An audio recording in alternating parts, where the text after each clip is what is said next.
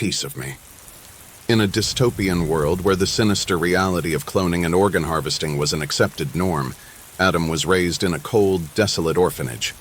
Clones were educated from a young age about their purpose, to be a walking reservoir of spare parts for anyone who could afford it. The facility was situated in a secluded area, far from prying eyes. Life in the orphanage was monotonous, marked by a daily routine that seemed designed to suppress any form of rebellion. The children, aware of their fate, had a hollow look in their eyes. Their laughter lacked genuine joy, and their dreams were stifled before they could take flight.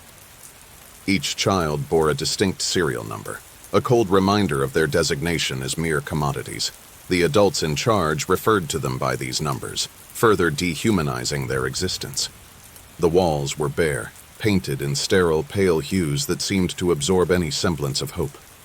Despite the grim reality, Adam retained a glimmer of defiance within him.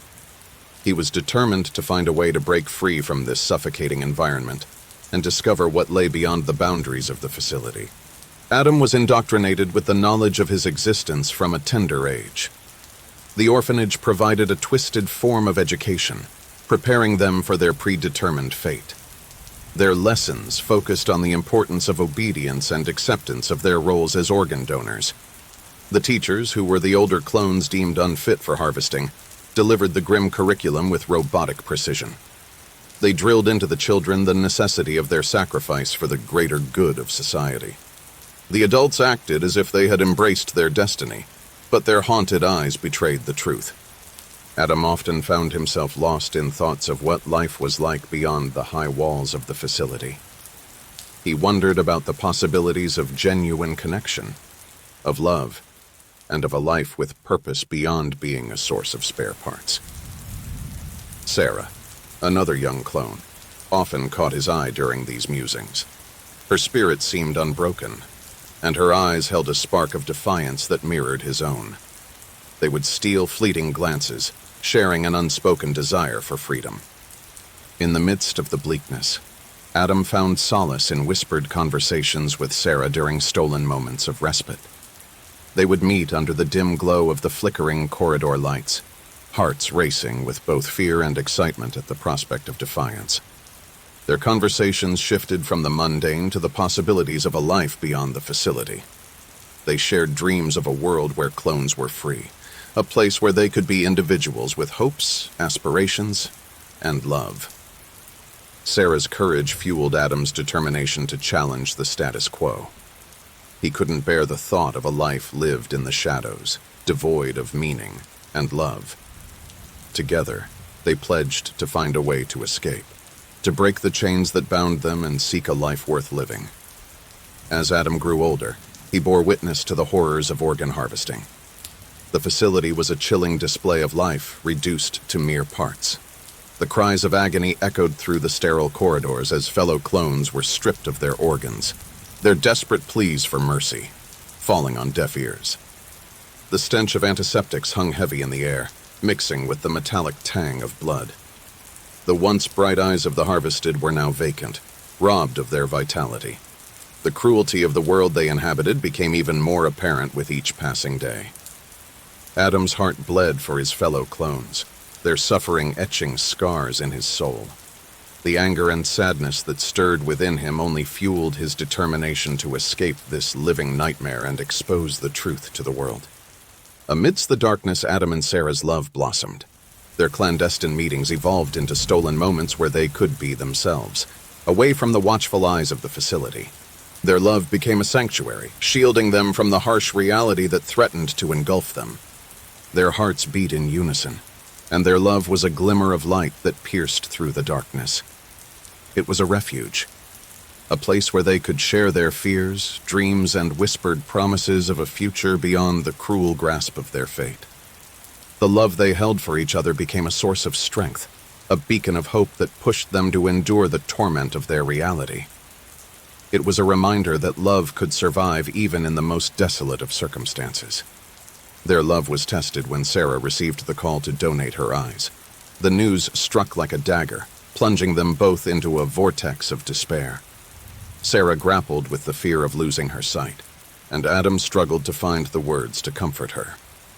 As the day of the procedure approached, their stolen moments grew more precious. They explored the facility, memorizing every nook and cranny, hoping it would be etched into Sarah's memory to serve her in the dark days to come. On the day of the procedure, Adam held Sarah's hand, trying to be strong for her. The moment she lost her sight, Adam felt his own world go dark. Yet their love remained steadfast, a guiding light in the suffocating darkness. When Adam and Sarah decided it was time to act, the orphanage became a crucible of revolt. The clones united, their cries for freedom echoing through the cold halls. The guards, once indifferent, now faced a force fueled by desperation and the will to live. The rebellion was a storm that had been brewing for years. The facility had underestimated the strength of their collective will. Adam and Sarah stood at the forefront, their love serving as a beacon that rallied their fellow clones. Together they fought for the chance to live, to be more than just spare parts. The rebellion was a testament to their resilience, a cry for freedom that would not be silenced. Adam confronted Dr. Hartman, a puppeteer orchestrating this grotesque theater of life and death. Hartman's office was a chilling display of opulence amidst the surrounding desolation. The confrontation was tense and bitter, as Adam tried to understand the mind that saw them as mere commodities. Hartman was detached, speaking of the necessity of their sacrifice as if it were a minor inconvenience. He revealed the harsh reality, that the world saw them as a resource, their existence justified by the lives they could sustain. Adam's anger boiled, but he suppressed it, determined to expose the truth rather than succumb to the darkness within. One fateful day, the ominous call came. The demand for Sarah's heart. The world's merciless appetite for organs had consumed even the love they clung to. Adam felt his heart shatter, the thought of losing Sarah too much to bear. Rage and determination surged through him.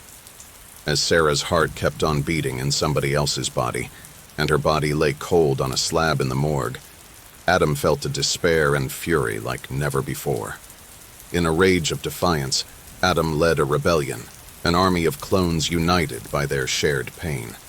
Their cries for freedom echoed through the facility, as the facility trembled under the force of their collective will. Sarah's sacrifice became a beacon of hope. Adam's love for her propelled him forward, giving him strength. It fueled his determination as he fought to end the cycle of horror, to create a world where love could truly triumph. With their rebellion, the world was forced to confront its own monstrosity. The truth was laid bare, the world's gaze fixed on the abomination they had allowed to persist. Adam emerged as a symbol of defiance, a reminder that love and resilience could triumph over darkness. Though the scars remained, a transformation had begun. The world could no longer ignore the atrocities, and the fight for equality and the right to life gained momentum. In the end, their love was endless, leaving behind a legacy of hope, a testament to the power of love in the face of unspeakable horrors. The call. It was a dark and stormy night when the phone rang.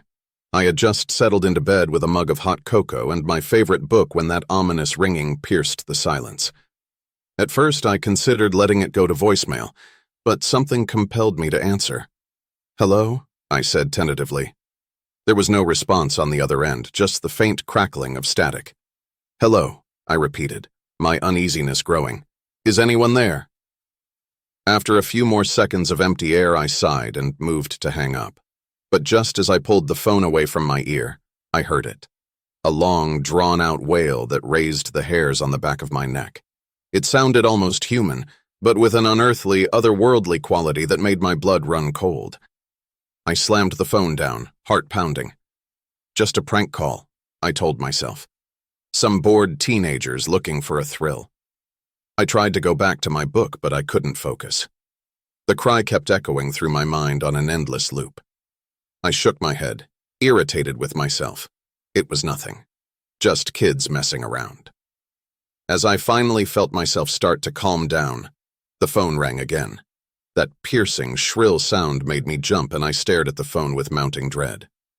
"Don't answer it," my inner voice warned me. but some morbid fascination drew me to it. Hands shaking, I picked up the receiver again. Hello? I stammered into the silent void on the other end. The silence stretched on, and I wondered if I had imagined the earlier call. But then, the wail returned, louder and more anguished than before. My mouth went dry, my palms slick with cold sweat. Something was horribly wrong.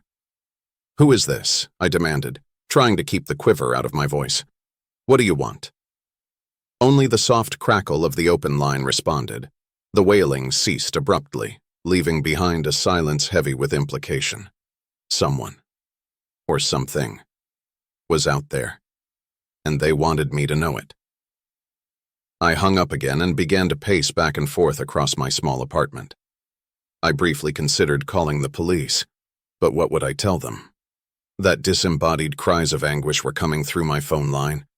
They'd think I was crazy. "You're being ridiculous," I told myself firmly. "It's just a prank call." But despite my internal scolding, I couldn't stop obsessively checking the locks on my doors and windows.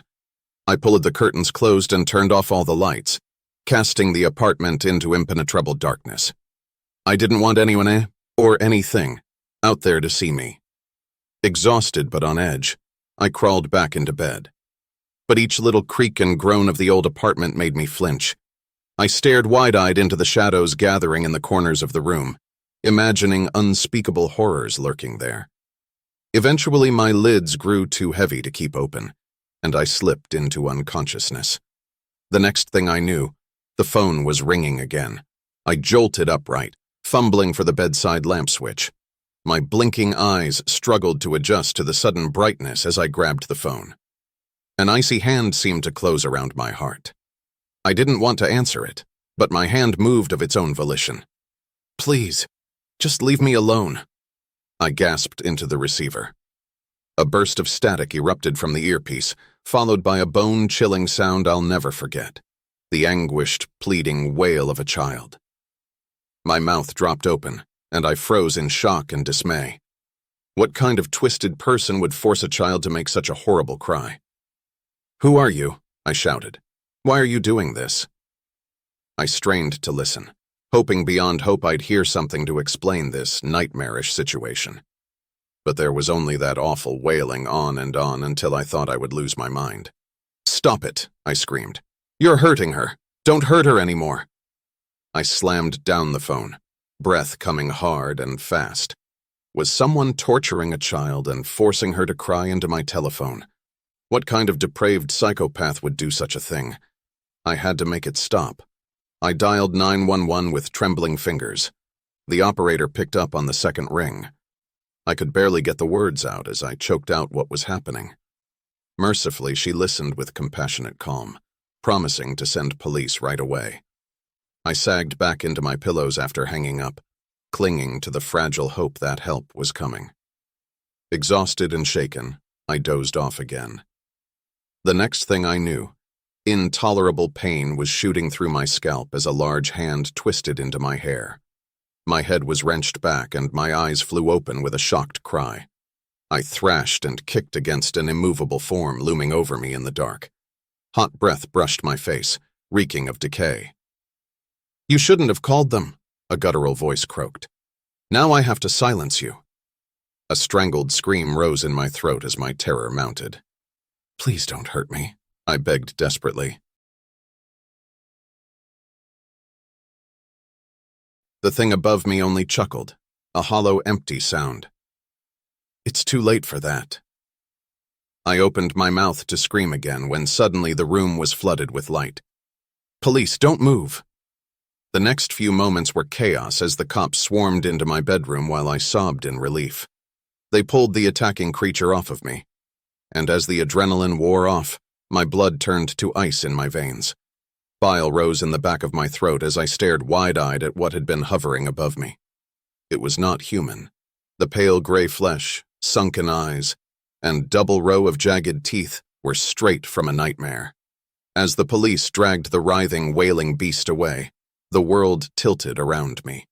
Once my apartment cleared out, I was left stunned and deeply shaken. Had I imagined the whole lurid affair under the strain of sleepless nights? But the throbbing pain in my scalp convinced me it had been all too real. I glanced again at the phone on my nightstand. Had that thing really used an innocent child's cries to lure me into its trap? I shuddered at the implication, skin crawling. I knew I wouldn't be sleeping anymore tonight. As I waited anxiously for dawn's light to wash away the lingering shadows, I vowed to change my number first thing in the morning. Never again did I want to receive a late-night phone call from the horrors that dwelled just out of sight. Some mysteries are better left unanswered. Chapter 1. Arrival and Settling In. Sarah flicked off the ignition and the car shuddered to a stop. "Well, here we are," she said, looking at the quaint, somewhat aged cabin in front of them.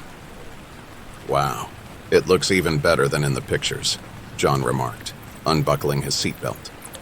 As they stepped out of the car, they both took a deep breath. The air was fresh, tinged with the smell of pine and damp earth. Sarah reached for John's hand, and they headed toward the cabin. The wooden door creaked open, revealing an interior that was cozy and charming, but with a layer of dust that suggested it had been a while since anyone had stayed there. Antique furniture, a rustic fireplace, and vintage photographs adorned the living space. "It's perfect," Sarah said, settling into an old armchair that groaned under her weight. John nodded, looking around the room. "It feels like stepping back in time, doesn't it?" But even as he said it, a shiver ran down his spine. He couldn't put his finger on it, but something felt off. He brushed it off as the initial jitters of being in a new place. "Let's unpack and make dinner," Sarah suggested, seemingly oblivious to the subtle, eerie shift in atmosphere. "We have the whole weekend to explore and relax." "Absolutely," John agreed, pushing aside his momentary unease. After all, they were here for a peaceful getaway. What could possibly go wrong? After a brief exploration of the cabin's main floor, Sarah and John discovered a small but functional kitchen, complete with an old-fashioned wood-burning stove. They found the quaintness endearing. "I'll get the fire going," John said, grabbing logs from the woodpile next to the stove. "You start unpacking the groceries." "Sounds like a plan," Sarah agreed, hauling a tote bag filled with fresh produce, canned goods, and other essentials onto the kitchen counter. While John worked on igniting the fire, Sarah busied herself with unpacking. She opened the cabinets to find a mismatched set of utensils, some old, some new, but all remarkably clean.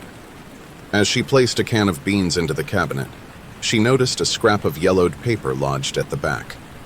Curiosity piqued. She reached for it and unfolded it. "Don't trust what you see," the hastily scribbled note read.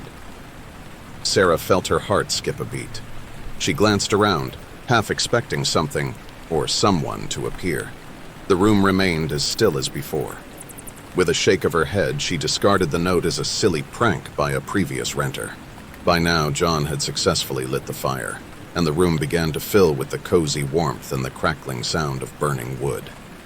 "Dinner will be ready in no time," John announced, wiping his hands on his jeans. "Great," Sarah replied, trying to shake off the lingering sense of unease. "I'm starving." They prepared a simple meal of grilled chicken and vegetables, both laughing and joking as if they hadn't a care in the world. But as they sat down to eat, both couldn't help but notice the way the shadows danced on the walls, seemingly coming alive in the flickering candlelight. Trying to ignore the unsettling ambiance, they focused on their meal and the comforting presence of each other.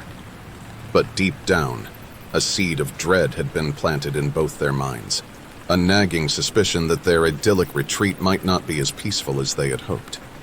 As they finished their meal and cleared the table, Sarah found her gaze drawn to the window. The forest outside seemed darker, the trees more menacing. She shook her head, scolding herself for her childish fears. "We should check out the rest of the cabin," John suggested, eager to shift the mood. "Sure," Sarah agreed, but as she spoke, she couldn't shake the memory of the warning note she had found. "Let's see what else this charming place has to offer." They both rose from the table, unaware that their explorations would soon lead them to question the very nature of reality. and their understanding of themselves. Chapter 2. The First Encounter. The wooden floorboards creaked underfoot as Sarah and John made their way upstairs. Sarah led the way, with John trailing behind her, glancing back one last time at the empty dining room. Something about those dark corners gnawed at him, but he couldn't say what.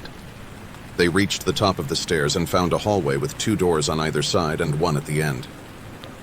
Sarah tried the first door to the right. It swung open to reveal a bedroom, bathed in the soft glow of the setting sun filtering through the curtains. "It's beautiful," she said, as she walked in and admired an antique dressing table and a bed covered with a handmade quilt. "It really is," John agreed, feeling momentarily relieved. Maybe they could just enjoy their vacation after all. He stepped closer to the window to pull the curtains shut, but froze when he saw a figure standing at the edge of the woods. The person seemed to be staring directly at the cabin, but it was too dark to make out any details. "Sarah, do you see this?" he asked, his voice tinged with concern. Sarah joined him at the window and squinted. "I don't see anything. It's just getting dark. Come on, let's check the other rooms." She left the bedroom and headed across the hall to the next room. It was another bedroom, smaller and less inviting than the first. A pair of old paintings adorned the walls, depicting serene pastoral scenes that looked oddly out of place. "No one slept here in a while," John observed, eyeing the layers of dust that covered the furniture. "Yeah," Sarah agreed, but she was more interested in a padlocked door at the far end of the room. "What do you think is behind this?" "Could be a storage closet," John speculated, but even as he said it, he felt that it wasn't true. There was something unsettling about that door. Before they could discuss it further, a sound echoed through the cabin, footsteps coming from the ground floor. "Did you hear that?" Sarah asked, her eyes widening. "I did," John replied, gripping the doorknob as if ready to use it as a weapon. The footsteps grew louder, ascending the staircase. "We should hide," Sarah whispered, her eyes scanning the room for a suitable hiding spot. But before they could make a move, the footsteps stopped. Silence. Then the voice of John called out, "Sarah, where are you?" Sarah's heart nearly leapt out of her chest. The voice was John's, but he was standing right next to her. She looked at the real John, who wore an expression of horrified disbelief. "Who is that?" she mouthed. "I have no idea," John mouthed back, equally frightened. "But I think we're about to find out." They waited, paralyzed as the sound of footsteps resumed, drawing nearer to where they stood, bracing themselves for what or who would appear. Chapter 3. Suspicions. The footsteps reached the landing, but the door to their hideaway remained stubbornly shut. John held his breath, gripping Sarah's hand tightly, their eyes locked in mutual trepidation. Then, as abruptly as they began, the footsteps retreated, descending the staircase and eventually fading into an eerie silence that settled over the cabin. Both Sarah and John released a sigh of relief, but their eyes spoke a language of concern neither wanted to articulate. "We need to get out of here," Sarah finally whispered. "I agree. But first we need to know what we're dealing with," John replied, his mind racing. "We can't just run into the woods at night, especially with whatever that was. Out there." Sarah nodded. She hated the logic in his words, but knew he was right. "What do you suggest we do?" "We arm ourselves. Then we check every inch of this cabin. If it's just some intruder, we should be able to handle it." Armed with kitchen knives and the resolve of cornered animals, they cautiously exited the room, their eyes scanning every shadow as if expecting them to leap into form. They began with the ground floor, systematically checking each room, but found nothing out of the ordinary. Everything was just as they left it. Yet the atmosphere felt heavy, laden with an invisible dread. "Could it be a prank?" Sarah suggested, trying to dismiss her unease. "Maybe some locals having fun at the expense of city folks." "I wish I could believe that," John replied. "But pranks don't imitate voices, at least not perfectly." They ascended the stairs again, returning to the room with the padlocked door. Should we break it open? Sarah asked, staring at the padlock as if it were a Pandora's box of nightmares. I don't know if that's a good idea. John hesitated. Their discussion was interrupted by a soft thud coming from the first bedroom, the one with the lovely antique dressing table and the handmade quilt. That came from our room, Sarah said, her voice tinged with dread. With tightened grips on their knives, they approached their bedroom. John nudged the door open with his foot, revealing the room bathed in moonlight, casting long shadows across the floor. The room was empty, but the handmade quilt that had been neatly spread across the bed was now lying crumpled on the floor. And on the dressing table, the antique vase that had been there before was missing, replaced by another note, similar to the one Sarah had found in the kitchen. "Don't trust each other," it read. Sarah and John looked at each other, their minds racing but their faces veiled, each pondering the inconceivable question that the note dared to pose. Could the person standing beside them, someone they knew and loved, actually be something else entirely? And so they stood in the room, knives in hand, separated not by distance but by a sudden chilling sense of suspicion that neither could shake off. Chapter 4. The Breaking Point. The air in the room felt suffocating, as if the walls had closed in just a few inches. Sarah looked at the note again, her eyes darting between the hastily scribbled words and John's face. For his part, John was battling the same unsettling thoughts. Could Sarah, his partner and the woman he loved, be capable of something nefarious? The idea was ludicrous, but the atmosphere of the cabin and the unfolding events had sown a seed of doubt. "We have to talk about this." John finally broke the silence. "Yeah, we do," Sarah agreed, lowering her knife but keeping it within reach. "How do we know we can trust each other?" "Do we have a choice?" John asked.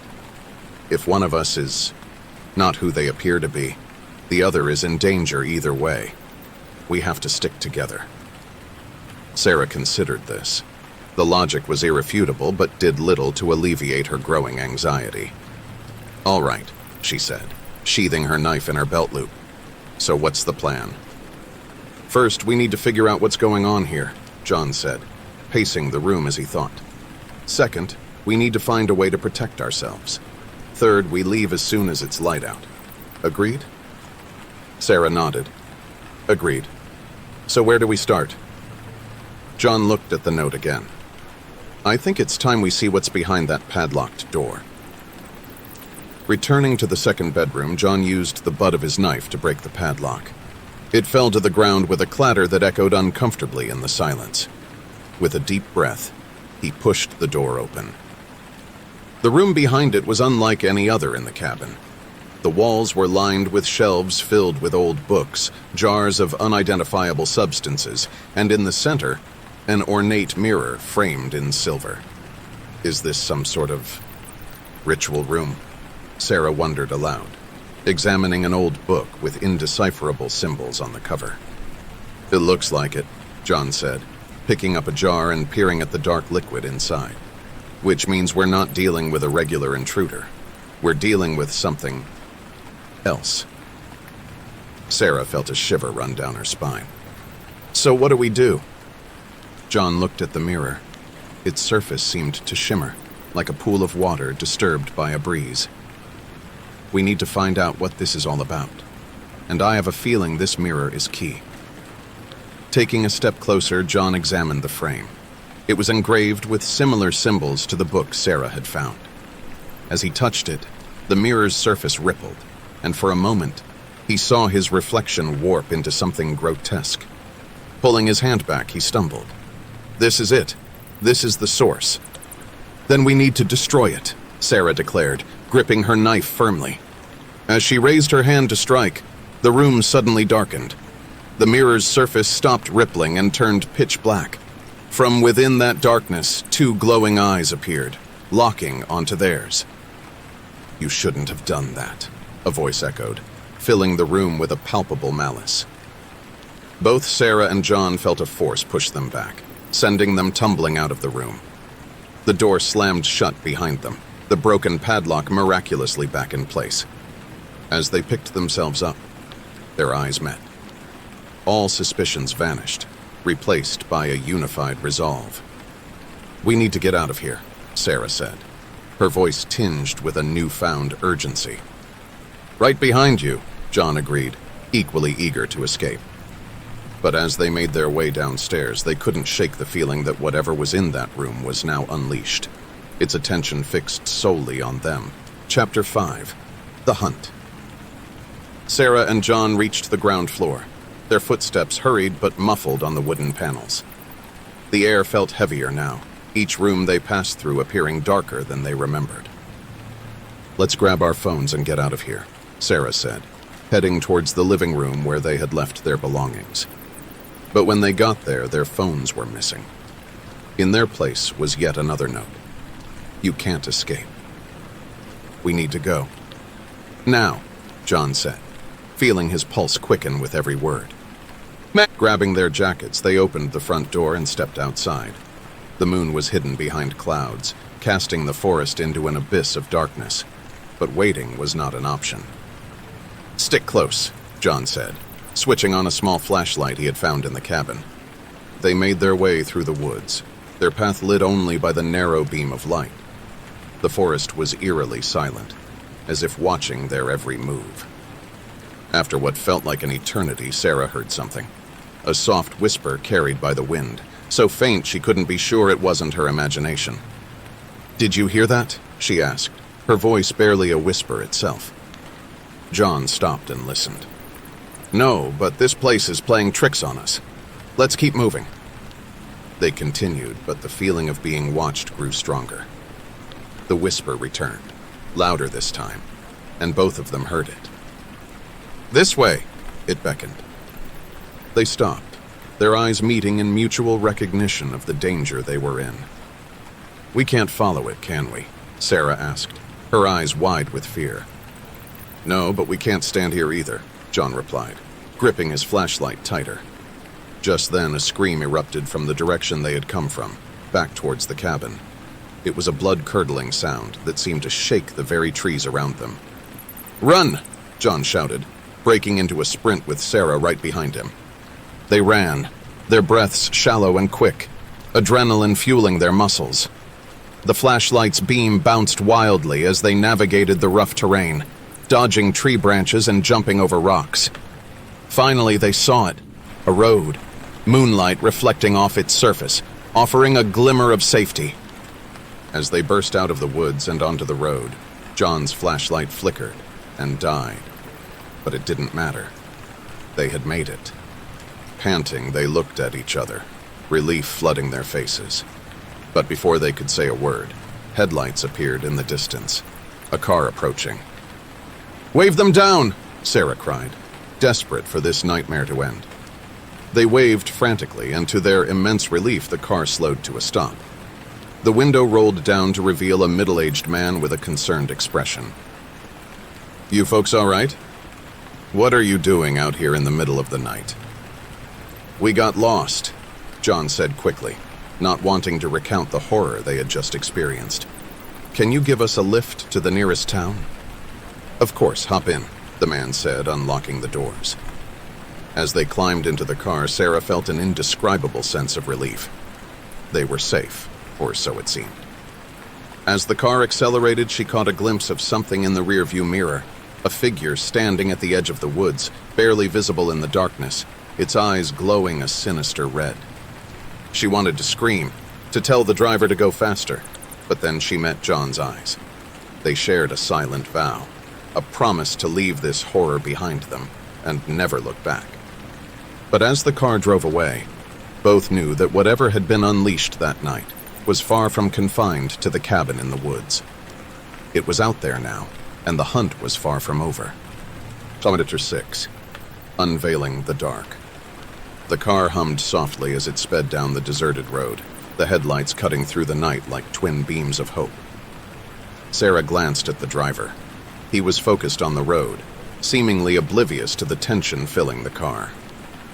"We're almost there," he said, breaking the silence. "Town's just another couple of miles." "Thank you for picking us up," John replied. "You have no idea how much it means to us." The driver smiled but said nothing. As they entered the outskirts of the small town, Sarah felt her muscles relax for the first time since they had arrived at the cabin. Streetlights began to appear, casting their glow onto the road, guiding them towards civilization and away from the nightmare they had just escaped. But as they turned a corner, the car suddenly screeched to a halt. "What's going on?" John asked, looking at the driver. Before he could answer, the headlights illuminated the road ahead, revealing a figure standing in the middle, blocking their path. "What? It can't be," Sarah muttered, her eyes widening in horror. The figure was dressed in an old tattered coat, its face hidden by the hood, but the eyes, those glowing red eyes, were unmistakable.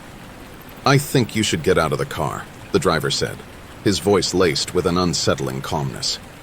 Sarah and John looked at each other, realizing the trap they had walked into. "Run," John mouthed, reaching for the door handle. Just as they burst out of the car, the figure lunged at them, its form shifting and distorting as it moved. It was no longer human, but a creature of darkness, its true form revealed. Sarah screamed, pulling a small can of pepper spray from her pocket. She aimed it at the creature and pressed the nozzle, releasing a jet of the burning liquid. It howled in agony, its form flickering like a faulty light bulb. Seizing the opportunity, John grabbed Sarah's hand, and they ran. They sprinted through the deserted streets, their footsteps echoing in the still night. Behind them, they could hear the creature's growls growing fainter, its pursuit slowing as it struggled against the effects of the pepper spray. Finally, they saw it. A police station, its lights shining like a beacon in the dark. Wasting no time, they burst through the doors, startling the officer at the desk. "We need help," John panted, his words tumbling out in a rush. "There's something chasing us, a creature. We need to warn people." The officer looked at them, his eyes widening in disbelief, but also tinged with something else, recognition. "We've had reports of strange happenings around here, but nothing like this," he said, reaching for the radio. "I'll call for backup, and we'll go investigate."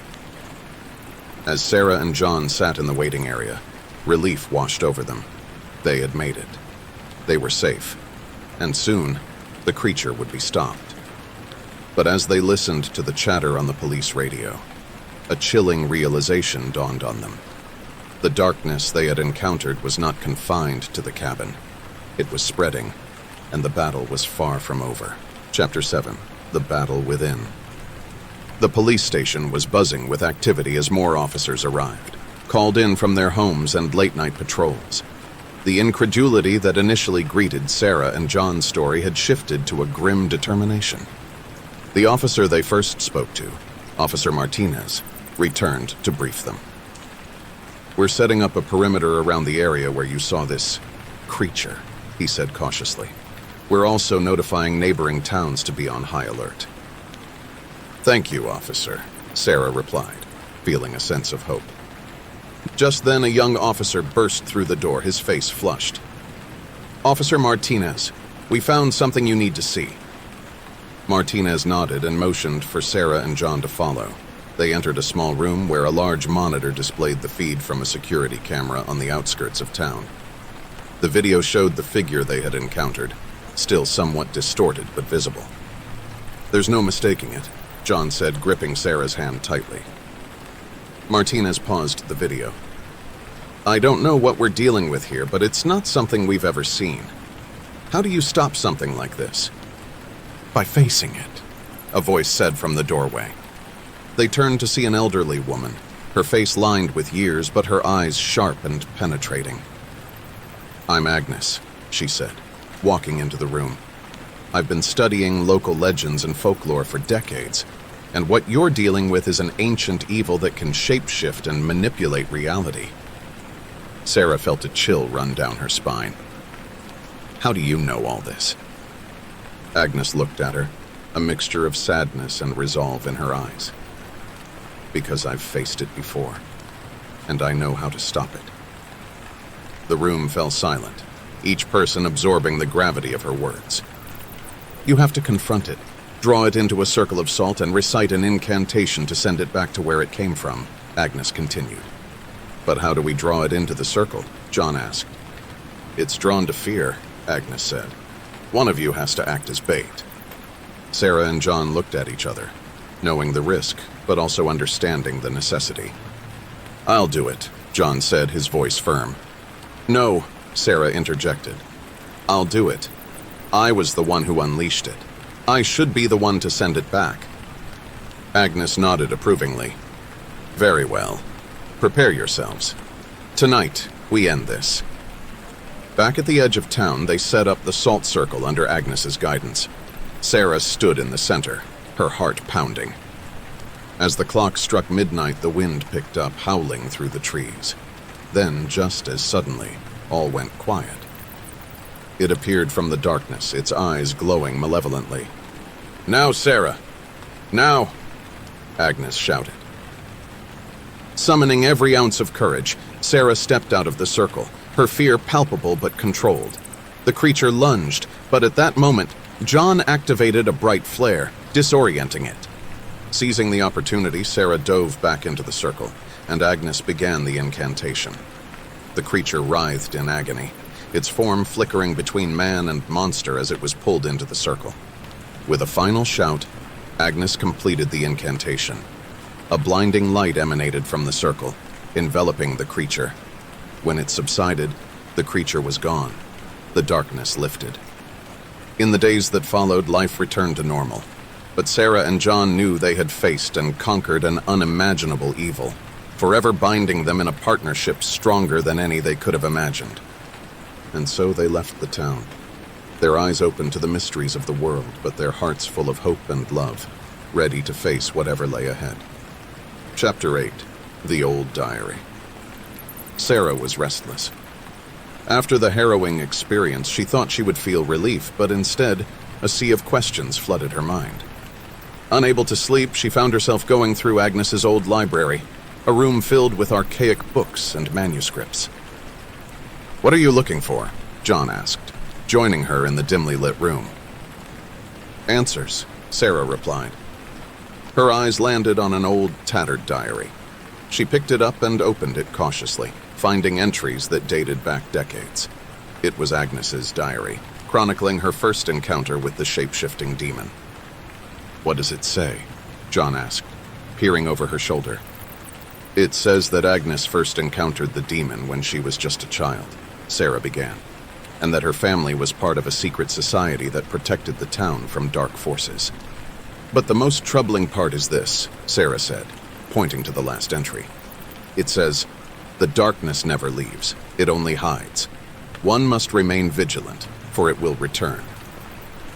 They looked at each other, the weight of the responsibility settling in. Chapter 9. The Gathering Shadows. Weeks passed. The town slowly began to recover from the traumatic events, but the darkness that lurked in the corner of everyone's mind was palpable. Stranger yet were the occurrences that began to unfold. Animals were found mutilated, cryptic symbols appeared around town, and people reported seeing strange figures in the woods. Sarah and John, now more involved with the community's safety under Agnes's guidance, couldn't ignore the signs. We have to do something, Sarah said, her voice tinged with urgency. We will, John reassured her. But first we need to understand what we're up against. Chapter 10. The Return. The inevitable happened on a night veiled with an eerie calm. Reports came in about a figure appearing near the outskirts of town, except this time there were more than one. Get the salt and incantations ready, Agnes ordered, a sense of dread in her voice. Sarah, John, and a few brave officers prepared themselves for the confrontation. Armed with the knowledge and tools they had, they headed towards the woods. But what they found was beyond their worst nightmares.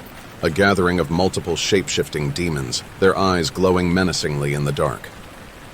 Stand your ground, John yelled. Agnes began the incantations and the salt circles were laid out.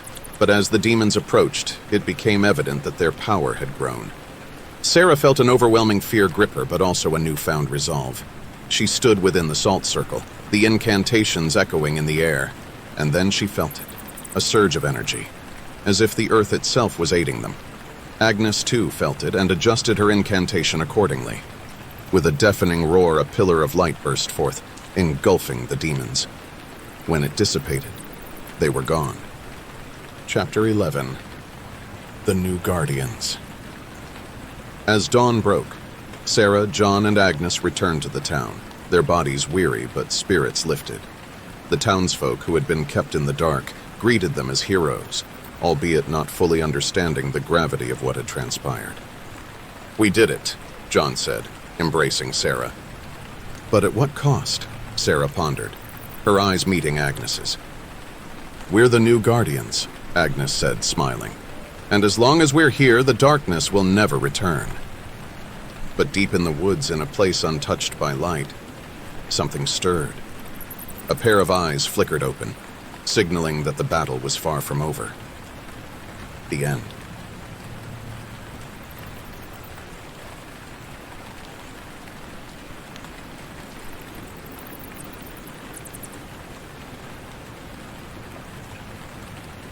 Chapter 1. The Arrival. The world outside the car windows was a tapestry of autumn hues. Golds, oranges, and deep crimsons, dappled by the fleeting sun as Emily and Mark drove through the meandering country road. Their laughter filled the cabin of the car, a sweet harmony that banished the ghosts of the stressful city life they had left miles behind. "Can you believe we found this place, Em?" Mark asked, his eyes momentarily flitting from the road to meet hers. "It's like a dream," she replied, a soft smile gracing her lips. A moment later, the car rolled into a clearing, and the cabin appeared before them, quaint yet inviting, as if it had sprouted naturally from the earth. Its wooden walls were weathered but well kept, surrounded by a sea of fallen leaves that danced in the wind. Mark pulled the car to a halt. "We're here," he announced, as if the cabin wasn't evidence enough. Emily felt an inexplicable tug in her gut as they stepped out of the car. It was like the air around the cabin was denser, a thickness that wasn't entirely oppressive but hinted at hidden layers of existence. Ignoring the feeling, they carried their bags inside. The interior was as charming as the exterior, filled with rustic furniture and a flickering hearth that invited them to relax. "Let's get this fire going, shall we?" Mark suggested, grabbing a few logs from the stack near the fireplace. Emily nodded, her eyes momentarily drawn to a peculiar painting above the mantelpiece. It depicted a dense forest bathed in eerie twilight. But there was something unsettling about the way the trees seemed to lean inwards, as if conspiring in whispered secrets. Mark struck a match and the fire roared to life, casting dancing shadows on the walls that seemed to blend seamlessly with the twilight sinking outside their windows. "Finally, some peace," Emily sighed as she cuddled next to Mark on the worn but comfortable sofa. He kissed the top of her head. "No work, no calls, just us and the serenity we've been craving." As nightfall descended, an owl hooted in the distance, its call echoing through the woods. A few other night creatures added their voices to the nocturnal choir, but amid these natural sounds, another noise hummed. A low, almost imperceptible whisper, like wind caressing the leaves, barely loud enough for human ears.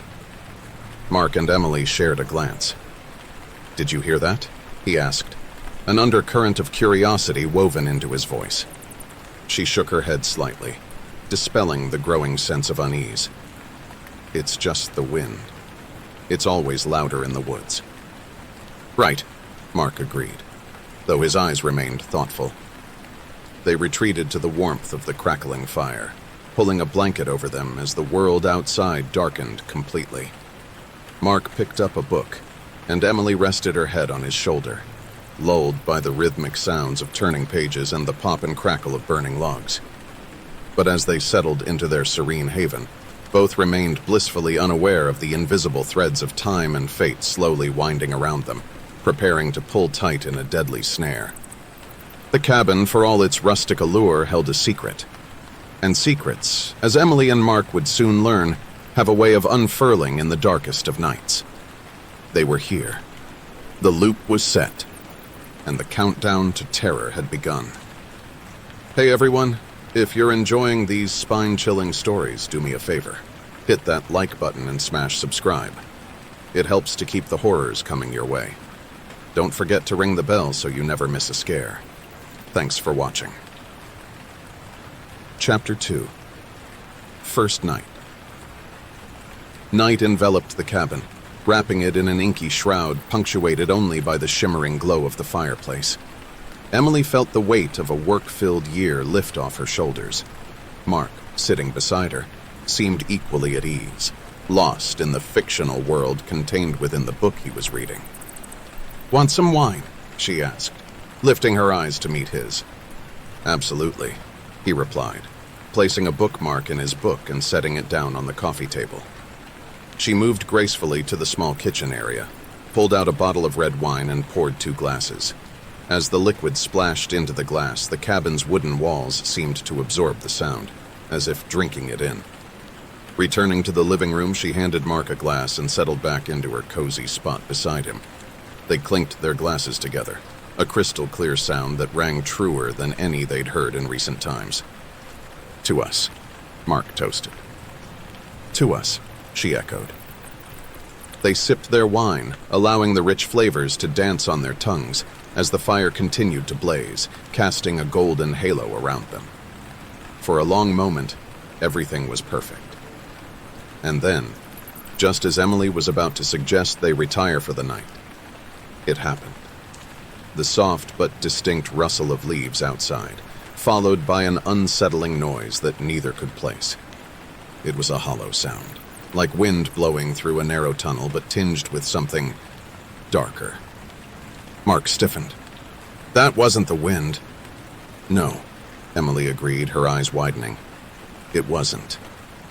Compelled by a sense of dread they couldn't quite articulate, both rose from the couch and moved toward the window. Mark parted the curtains cautiously, peering into the obsidian abyss that was the forest at night. But the darkness revealed nothing. "I don't see anything," he said, a puzzled frown on his face. "Neither do I, but I definitely heard something," Emily whispered, her voice tinged with unease. "We're just not used to the sounds of the forest at night," Mark rationalized, attempting to dispel the tension. "Every little noise is going to seem louder and stranger." "You're probably right," Emily agreed, though the knot in her stomach told her otherwise. They returned to the couch, but the atmosphere had changed. The comforting aura of the cabin felt tainted, as if the very walls had absorbed the unease that now hung between them. Neither mentioned it, but both felt it. A disquiet that hadn't been there before, settling over them like an unwelcome guest. Mark stoked the fire one last time, sending a flurry of sparks pirouetting into the air. The flames rose higher, as if attempting to fend off the invisible presence that had invaded their sanctuary. "Let's go to bed," Emily suggested, her voice softer now, almost fragile. Mark nodded. "Yeah, let's." They secured the cabin, double-checking the locks on the doors and windows, an act that felt suddenly more significant than it should have. As they retreated to the bedroom, each was preoccupied by their own swirling thoughts, but both chose to keep them locked away, unspoken. They climbed into bed, the rustic quilt pulled tightly around them. A kiss was exchanged, a brief but heartfelt connection in the burgeoning darkness. "Good night, Em," Mark whispered. "Good night," she replied. And so they closed their eyes, each drifting toward sleep, unaware that the night was far from over, and that the first unsettling events were mere whispers of the horror that awaited them. Chapter 3. Déjà vu. The darkness that veiled the bedroom was almost palpable, pressing against the closed eyelids of the couple as they nestled deeper under the quilt. The minutes ticked away, replaced by the stretching hours of the first night in their woodland escape. It was Mark who heard it first, a low, mournful wail that seemed to rise up from the bowels of the earth itself. His eyes snapped open, pupils dilating as he tried to make sense of the sound. It was different from before, lacking any resemblance to wind or nocturnal creatures. It was something else, something unnatural. Beside him, Emily stirred, her sleep shattered by the same noise. "Did you hear that?" she breathed, her voice tinged with a fear that cut through the darkness. "Yes," Mark replied, sitting upright, his ears straining to catch any further anomalies in the nocturnal soundscape. Suddenly, the door to the bedroom creaked open with agonizing slowness. The couple froze, their breaths hitching in their throats. They hadn't locked it, assuming the isolation of the cabin precluded the need for such precautions, a decision they now silently regretted. The door stopped moving, but what replaced the sound of its movement was far worse. A guttural growl, low and vibrating, seemed to issue forth from the blackened hallway beyond. It wasn't just a sound. It was a presence, malevolent and hungry, invading the room and the spaces in their minds where terror resided. Mark instinctively reached for the bedside lamp, his fingers fumbling for the switch. The room burst into light, banishing the shadows to the corners and edges, but revealing nothing at the doorway. It was empty. What was that? Emily stammered, her eyes wide and searching, darting from the door to Mark and back again. I don't know, but I'm going to find out, Mark declared, his voice threaded with a resolve he was far from feeling. He rose from the bed, pulling on a pair of jeans and a sweater. Emily, not willing to be left alone, did the same, donning her own clothes in hurried, shaky movements. Together, they stepped out into the hallway, Mark leading the way, his hand tightly gripping a fireplace poker he had grabbed as they left the bedroom. The cabin was a different entity at night, its warm wooden walls seeming to close in, taking on a menacing air. The portraits on the walls, natural scenes of forests and skies, now appeared almost sinister, as if the trees in those frozen images were witnesses to secrets too horrific to share. They searched every room, every potential hiding spot. The small bathroom with its clawfoot tub, the cozy kitchen where the unwashed wine glasses still sat, the living room where the dying embers of the fire offered little warmth. They found nothing, and yet the atmosphere was thick with an unnamed dread. It's like we're not alone, Emily finally said, voicing what both were feeling but neither wanted to admit. Yeah, Mark agreed, his eyes meeting hers. Exactly like that.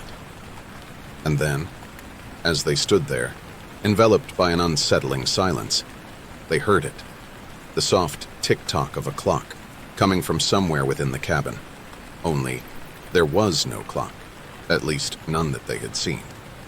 Before they could ponder this further, a voice erupted from behind them, a whisper yet deafening in its clarity. Time's up. Whirling around, they were met with a sight too horrifying to comprehend. An entity, a figure made of darkness, its form constantly shifting, stood at the threshold of the hallway. It had no face, yet they could feel its eyes on them penetrating their souls. There was no time to scream, no time to run. The entity lunged forward, engulfing them in its abyssal form. A ripping sensation tore through them, both physical and metaphysical, as if their very beings were being shredded apart. Then, blackness, a void where not even thoughts could exist. When consciousness returned, they found themselves back in bed, as if waking from a nightmare. Both sat up, staring at each other with eyes widened in terror. Except it was morning, and the sunlight was streaming through the gaps in the curtains, casting its golden glow over everything, as if the horrors of the night had been nothing but a shared illusion. They were back where they started, only now they realized that the nightmare was far from over. The loop had closed, and it was about to begin again. Little did they know that understanding the nature of their entrapment was the first piece in solving a cosmic puzzle, one that spiraled through the dimensions of time and space, and one that they had no choice but to complete. If they ever wanted to escape, they had to play the game, a game that had rules written in the fabric of the universe, and penalties worse than death. And so, the countdown reset, leaving them to face the day, and the terrors it would undoubtedly bring all over again. Chapter 4. The Unraveling. The morning light seemed to mock them, illuminating a world so contrasting to the one they had just experienced. Could it all have been a dream? A bizarre, shared hallucination? Neither spoke as they dressed and left the bedroom, each immersed in their own thoughts. I'm going to make some coffee, Emily said, more to break the silence than out of any desire for caffeine. Mark nodded absent-mindedly. Yeah, that sounds good. As the coffee brewed, filling the cabin with its rich aroma, Mark walked to the fireplace and poked at the cold ashes from last night's fire. He glanced up at the painting that had caught Emily's eye the day before. Now, in the daylight, the eerie forest scene seemed almost benign. Almost. Emily handed him a steaming mug, and they sat down at the small kitchen table, where a momentary silence fell between them. We need to talk about last night, Emily finally said, her voice tinged with apprehension. I know, Mark agreed, his grip tightening on his mug. It was real, Em. I know it was real. But it's impossible, she argued, though her voice lacked conviction. People don't just loop. We don't wake up in the same day after whatever that was. It happened, he insisted. We can't just ignore it. Emily sighed, her eyes meeting his. So what do we do? Before he could answer, a knock echoed through the cabin, startling them both. They exchanged a puzzled glance. Visitors were the last thing they expected here. Cautiously, Mark opened the door. A man stood on the threshold, in his early 50s perhaps, dressed in rugged outdoor clothing. He had a weather-beaten face that looked like it had seen years of sun and wind, and his eyes were a piercing blue that almost seemed to glow. Morning, he greeted, his voice gravelly but not unfriendly. Name's Jack. I live about a mile down the road. Thought I'd come over and welcome you folks. Hi, Mark replied, a bit taken aback. I'm Mark, and this is Emily. Pleasure, Jack said, nodding towards Emily, who had come to stand beside Mark. Mind if I come in? Sure, Mark said hesitantly, stepping aside to let the man enter. Once inside, Jack looked around approvingly. Nice place you got here, he commented. Been vacant for a while. We were lucky to find it, Emily said, trying to inject some normalcy into the conversation. Ah, luck, Jack mused, his eyes momentarily clouding over. Interesting thing, luck. Sometimes it's hard to tell if you have good luck or bad. An uneasy silence fell over the room, as both Mark and Emily felt a growing sense of discomfort. There was something off about this man, something they couldn't quite put their finger on. Jack finally broke the silence. I've lived around these parts for years, he began, his gaze meeting theirs. And there are things in these woods, things most people don't understand. Can't understand. Things like what? Mark asked, his voice tinged with skepticism. Jack leaned in closer, dropping his voice to a near whisper. There are loops in time and space out here, folds in reality where the rules you're used to don't apply. You ever feel like you've experienced the same moment more than once? Mark and Emily exchanged a look, their hearts sinking as they realized the implications of Jack's words. You might say you're not the first to rent this cabin, Jack continued, his eyes now like twin flames in the dim light. But I sure hope you'll be the first to leave it. As he spoke, the walls seemed to close in around them, as though the cabin itself was reacting to his words. And in that moment, they knew the horrors of last night were far from over.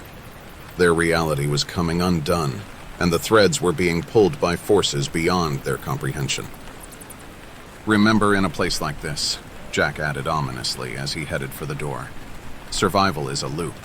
Break it, and you just might get out. And then he was gone, leaving Mark and Emily in a cabin that suddenly felt like a trap set across dimensions. With a growing sense of dread, they realized that their fight for survival was not just against unknown forces, but against the unraveling fabric of reality itself. Could they break the loop? Or were they doomed to relive their nightmare over and over for all eternity? As the gravity of their situation set in, they knew they had no choice but to try. And so, with time perhaps looping or running out, they steeled themselves for the unimaginable horrors that awaited them. As Jack had said, survival was a loop. The question now was, how could they break it? Chapter 5. Riddles in the Dark. Their morning encounter with Jack left Emily and Mark unnerved, but also determined. If this stranger, a local no less, knew something about their situation, then there had to be a way out. "Let's check the cabin, every inch of it," Emily suggested. "If there's a loop, a bend in reality or whatever, maybe there's a clue on how to break it." Mark nodded. "I agree. Let's start in the basement." Armed with flashlights, they cautiously descended into the dark, musty space below the cabin. Old furniture, tools, and miscellaneous objects were scattered around, covered in a layer of grime and dust. As they scoured the room, Mark's flashlight beam landed on an old bookshelf crammed with books and faded photographs. One photo caught his eye, an old black and white image of the cabin, but in the window there was a blurred figure, almost like a shadow. "Look at this," he called Emily over. Her eyes widened as she saw the image. "That looks like... it can't be, can it?" She looked both intrigued and horrified. "It's similar to what we saw last night," Mark confirmed. "This loop, this entity, it's old. It's been here a long time." Their search also revealed a dusty journal, its pages yellowed with age. The entries were written in a shaky hand and dated back decades. Skimming through it, Emily found repeated mentions of time loops, strange occurrences, and a dark presence. One passage stood out. "To break the loop, you must solve the riddle of the three. Only then can the trapped be free." "What do you think it means?" Mark looked at Emily, his eyes searching for answers she didn't have. "I have no idea, but it's a start." They spent the rest of the day searching for these mysterious three, whatever they were. Hours passed with no revelations, and frustration began to set in. As the sun dipped below the horizon, painting the sky with hues of orange and red, Emily suggested they take a break. "We've been at this for hours. Maybe we need to approach it differently." Mark nodded, his eyes tired but resolute. "You're right. Let's take a walk. Clear our heads." They stepped outside, their breaths visible in the cool evening air. But they weren't alone. The forest seemed to come alive in the twilight, its noises a symphony of hidden lives and echoing footsteps. "Wait," Emily stopped, a realization dawning on her. "The three. What if they aren't things, but moments? Remember the journal. To break the loop, you must solve the riddle of the three." Mark looked at her, intrigued. "Go on." "Three significant moments or occurrences that we experience within the loop. Maybe acknowledging them or solving them somehow breaks it." As if on cue, a guttural growl echoed through the woods, chilling them to their cores. It was a familiar sound, one that triggered memories of the night before, their first night in this twisted loop. "That's one," Mark whispered, his voice tinged with both fear and a newfound sense of purpose. Suddenly, the world around them seemed to shimmer, like a mirage. It was subtle, but they both felt it. A shift, a weakening in the fabric of the loop that had ensnared them. "We're on to something," Emily said, her voice tinged with a hope they hadn't felt in what seemed like forever. But as they made their way back to the cabin, a second realization hit them. If they were right, if they had indeed identified one of the three moments, then solving the riddle meant they had to confront the other two. And as the cabin door creaked open before them, inviting them back into its labyrinth of uncertainties, they knew that their battle against time, against reality, was far from over. "Two more to go," Mark said, looking into Emily's eyes. Emily nodded, her grip tightening on his hand. Two more. Their ordeal was not yet over, but for the first time, the maze they were trapped in seemed to have an exit, even if that exit was guarded by terrors they could scarcely imagine. With renewed determination, they stepped inside, ready to face whatever awaited them in the unraveling reality of the cabin in the woods. Chapter 6. The Second Moment. As they crossed the threshold back into the cabin, Emily and Mark felt a curious sensation, like the tingling of static electricity, but deeper, more internal. It was as if the cabin itself acknowledged their return, and not in a welcoming manner. I can't shake the feeling that the cabin doesn't want us to break the loop, Emily said, her voice edged with anxiety. That's because it probably doesn't, Mark responded, taking a slow scan of the living room. But we have no choice. They knew they were hunting for two more pivotal moments, clues or experiences that would allow them to crack the riddle of their entrapment. But what form would these moments take? They had scant time to ponder this when a sudden knock resounded on the door. Startled, Mark moved cautiously to the door and peered through the peephole. Standing outside was Jack, just as they remembered him, down to the piercing blue eyes.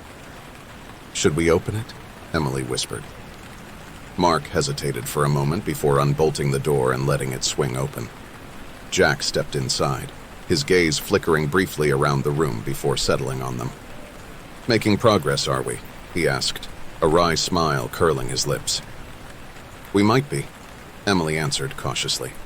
"We found something in a journal downstairs about solving the riddle of the three. We think we've identified one moment." Jack's eyebrows lifted, and for the first time his composed demeanor seemed to falter. "Ah, the journal. It's been a long time since anyone mentioned that. Well, don't get too comfortable just yet." His words were ominous, but they also filled the couple with a sense of urgency. This was their second moment, they realized. Jack's unexpected return was not a coincidence. "What do you know about breaking the loop?" Mark pressed, his patience wearing thin. Jack sighed. "In each loop there are focal points, moments that act like anchors. Identifying them weakens the loop, but you must also act upon them. Simply recognizing them won't be enough." "And how do we act upon them?" Emily asked. "That," Jack paused, "is for you to figure out. Each loop is personal, a prison tailored to its occupants." With that, he made his way to the door. "Remember, the cabin doesn't like to lose. Be prepared for anything." As the door closed behind him, Mark and Emily were left in contemplative silence. His visit was brief but enlightening, and they sensed that they had tipped another scale in their favor. The second moment had been identified, but what action were they to take? "The focal points are like anchors," he said, Emily murmured. "What if we need to physically alter them or disrupt them in some way?" Mark considered this. "Maybe we can start by removing that painting, the one with the figure that looks like the entity we saw." They moved into the living room, standing in front of the painting that had caught their attention since their arrival. Tentatively, Mark lifted it off its hook and set it face down on the floor. For a moment, nothing happened. Then a loud crack splintered the air, and they watched in awe as a hairline fracture appeared on the wall where the painting had hung. "Did we just—" Emily started, her voice tinged with disbelief. "I think so." Mark nodded, his eyes wide with a mixture of fear and wonder. "We acted upon the second moment. We altered its anchor." The atmosphere within the cabin shifted perceptibly. The space around them seemed to quiver, like a mirage dissipating in the heat. They had destabilized another part of the loop, and the effect was almost palpable. "But that leaves one more," Emily said softly, her words heavy with both hope and dread. "One more," Mark agreed, "and I have a feeling it's not going to be easy." They had come a long way, but the path ahead was still veiled in shadow.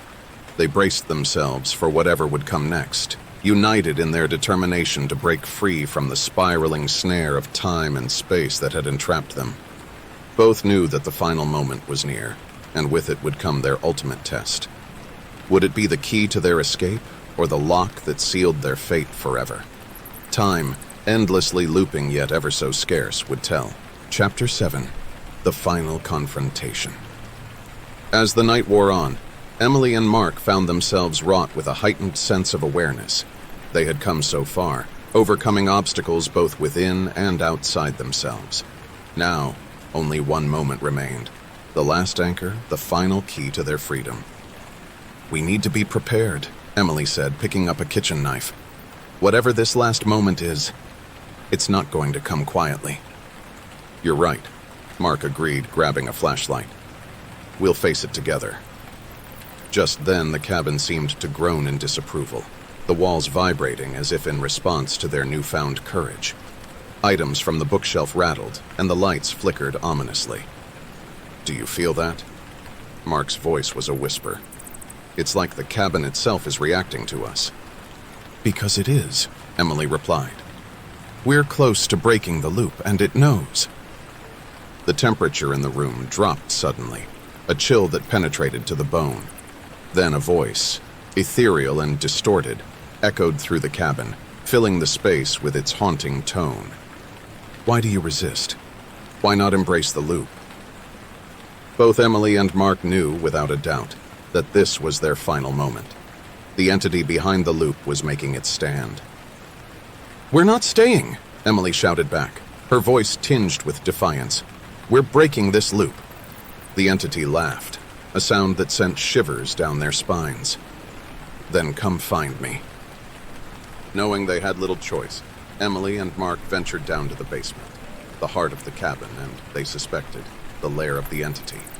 The atmosphere was dense, oppressive, as if the very air sought to suffocate them. In the center of the basement, they found it. A swirling vortex of darkness, pulsating with a menacing energy.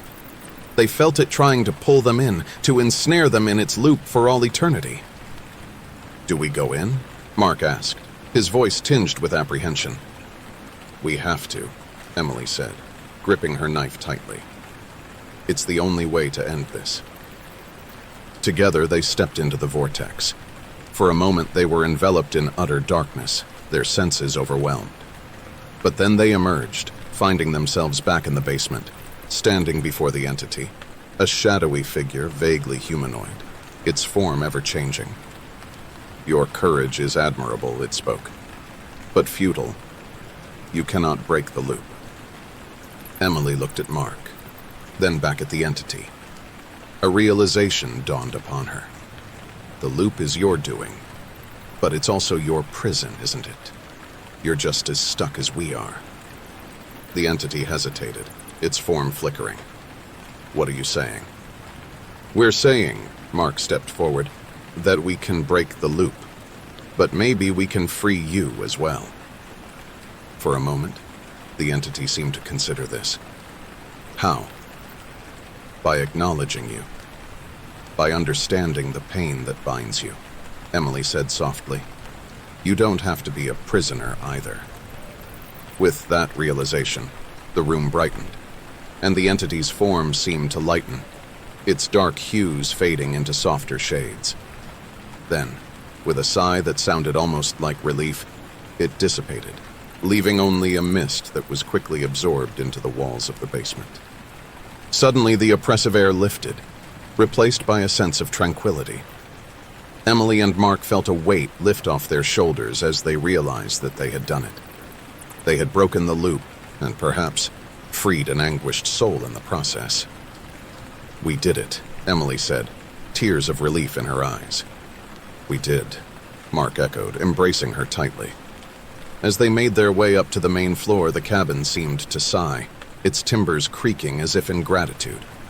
When they opened the front door, they were greeted by the morning light, its rays shining more brilliantly than they had ever seen before.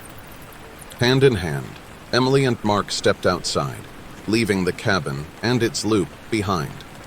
It was a new day, a new beginning, and as they looked at each other, they knew that the experience had changed them, binding them in a way that nothing else could. "Ready for the next adventure?" Mark asked, his eyes meeting Emily's. "More ready than ever," she replied. And with that, they walked away from the cabin, their steps light, their hearts unburdened, ready to face whatever came their way. For the first time in what felt like an eternity, the future was theirs to write, and it was a future they both looked forward to with eager anticipation. The end.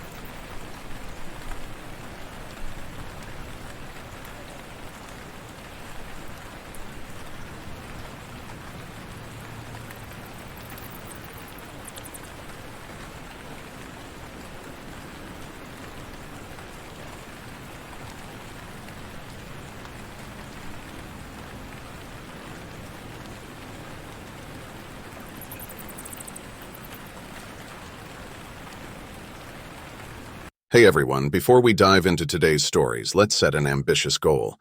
Can we hit 200 likes on this video? Smashing that like button not only supports the channel, but it also helps us bring more stories your way. So go ahead, tap that like button, and let's make it happen. The Watcher. Growing up, I always had the uneasy feeling of being watched. It started when I was about 8 years old. I remember glancing out my bedroom window one night and seeing a face peering in at me from the darkness. I blinked and it was gone, but it left me with a lingering sense of unease. Over the years, that prickling sensation on the back of my neck never fully went away. I'd catch fleeting glimpses of figures ducking behind trees when I passed. Cars with blacked-out windows seemed to drive past my house more often than they should. I never got a clear look at my lurking observers, but I could feel their eyes following me everywhere. I told myself it was all in my head. I had a vivid imagination even as a child. Surely I was just being paranoid. But as I grew older, the signs became impossible to ignore. When I was 12, I started receiving mysterious letters in the mail. They were always typed with no return address. The author simply addressed me by name and wrote about mundane details of my daily comings and goings, like, "I saw you got a B on your math test," or "You looked cold walking to the bus stop today." Harmless on the surface, but they filled me with unease. Someone was watching me closely enough to know about my grades and my routine. I told my parents, but they dismissed the letters as a prank. The police said they couldn't do much without stronger threats or an identified stalker. So I mostly tried to ignore them, tossing each new message straight into the trash unread. But they kept coming week after week. By high school, I noticed a dark sedan parked down the street from my house at odd hours. It had tinted windows, so I could never see inside. Sometimes when I left for school in the morning, it would be idling at the curb. When I got home in the afternoon, it would still be there in the same spot, like it had been waiting for me all day. My friends started mentioning a gray van popping up around town whenever we hung out. At the pizza place, the park, the movie theater. That van always seemed to be a few parking spots away. It was never close enough for me to make out the driver, but the message was clear. I was being followed.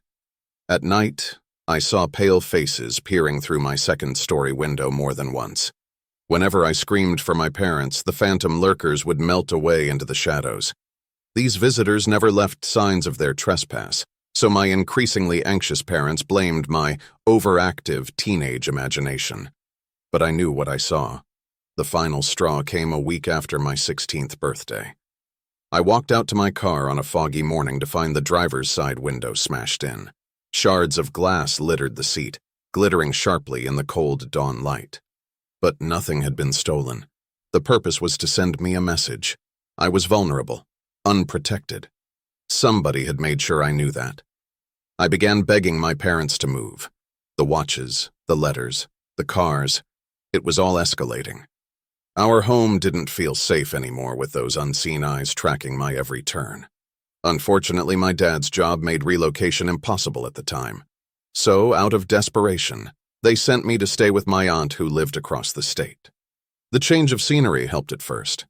I started to relax a bit in the new town. I didn't notice any strange vehicles following me around or see pale, peeping faces outside my bedroom window. For the first time in years, the prickle on the back of my neck began to fade. But after a couple of months, a letter arrived for me. My aunt handed it over with a frown, saying she didn't recognize the sender. With trembling hands, I opened the envelope and unfolded the paper inside. It was one sentence typed in bold black letters. "I found you." The blood drained from my face. I could almost feel those hidden eyes on me again, even hundreds of miles from home. How had he tracked me down so quickly? Just the thought of him watching me now, learning my patterns all over again, made my knees weak with dread. Nowhere was safe. He would always find me. I became a shut-in. I refused to leave my aunt's house for weeks. She worried about my bizarre, timid behavior but didn't push me for explanations. She had no idea what terror festered inside my head. Eventually, I ran out of excuses not to go back to school. The first day returning after my self-imposed isolation was agonizing. Every stranger looked like a stalker to me. I spent the whole day hunched in my seat, avoiding eye contact, barely speaking above a whisper in my paranoia. It didn't take long for the gray van to find me again. There it was in the parking lot after the last bell, a few rows back from the line of waiting parents. I stood frozen, watching it from the corner of my eye, afraid to look directly in case it drove off. When my aunt pulled up, I nearly leapt into her car in my desperation to get away from that suffocating stare I could feel searing into me. That evening, I heard a tap at my window after I'd gone to bed. My pulse skyrocketed. I wanted to draw the curtains closed, but I knew that would only invite him to find a new way inside. So I forced myself to lie there with eyes squeezed shut, praying for the sounds to go away. Soon I heard footsteps retreating from the side of the house and the rattle of a car engine growing distant. I didn't sleep at all that night, or any night after. The hypervigilance was consuming me. My behavior apparently became so alarming that my aunt demanded to know what was going on. After months of unexplained tension, I finally confessed everything. The watches, the cars, the letters. Her mouth hung open in dismay as I described the years of stalking and harassment. She hugged me tight, voice cracking with emotion. "I'm getting you help, sweetheart. You're done dealing with this alone. We'll make sure you stay safe." True to her word, she notified the police and looked into counseling. I was scared, but also relieved to finally have adults taking my fears seriously. Maybe this nightmare would actually end. But even with increased patrols and a therapist helping me cope with the trauma, the lurking presence never retreated fully. I still glimpsed those hollow eyes observing me when my guard was down. I could only guess why he had fixated on me so intensely for so long. I didn't know what he hoped to gain.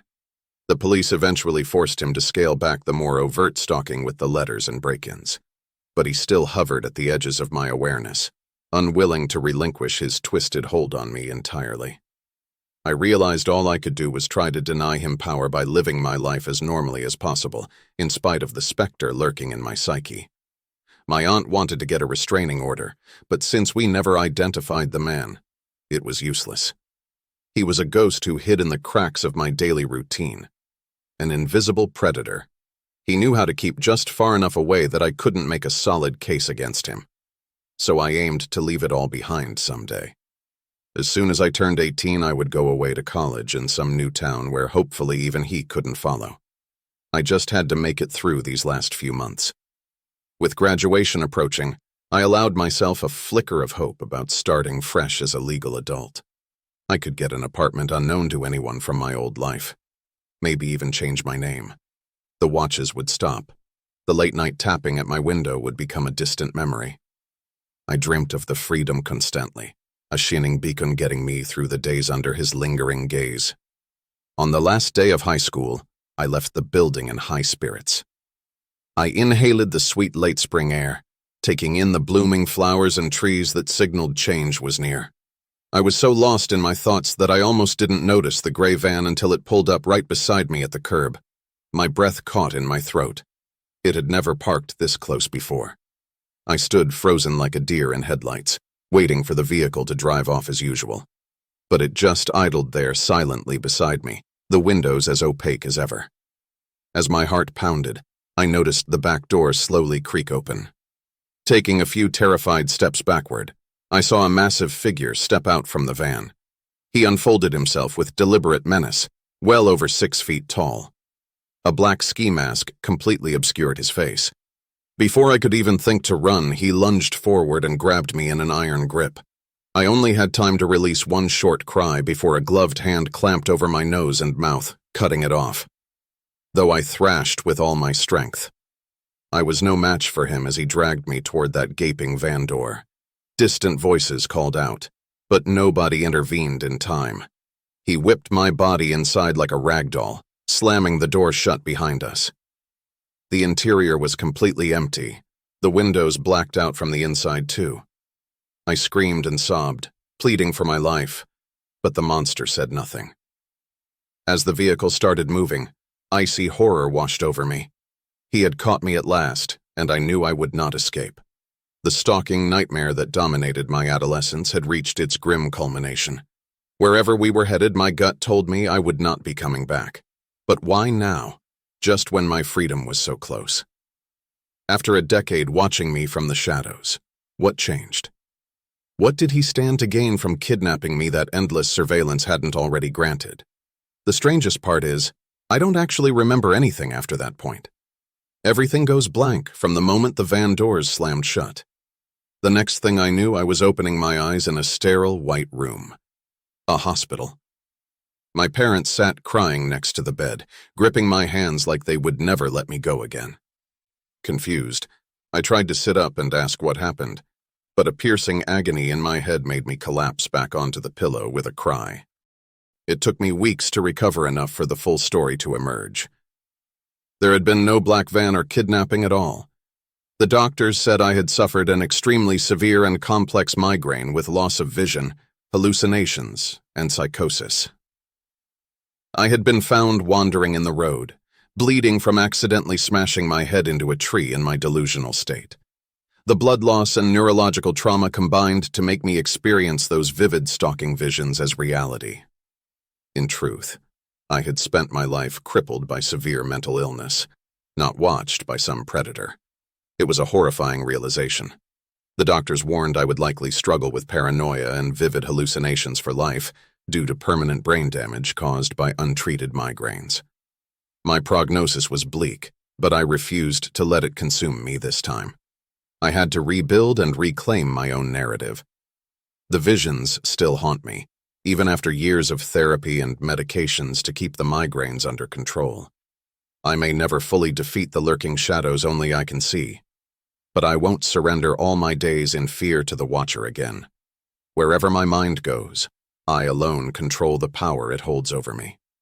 Though I know my memories of that decade-long stalking ordeal were delusions, they remain piercingly real in my mind. I still feel that cold gaze on me sometimes, seeking cracks to exploit. But now I shut it out, focusing on the reality before me rather than the one my broken brain created in self-defense. My Watcher is only as strong as I allow him to be. I glimpse his ghost in mirrors, lurking behind trees, peering through the darkness. But I lock eyes with my own reflection, take slow, deep breaths of fresh air and turn on every light until no shadows remain.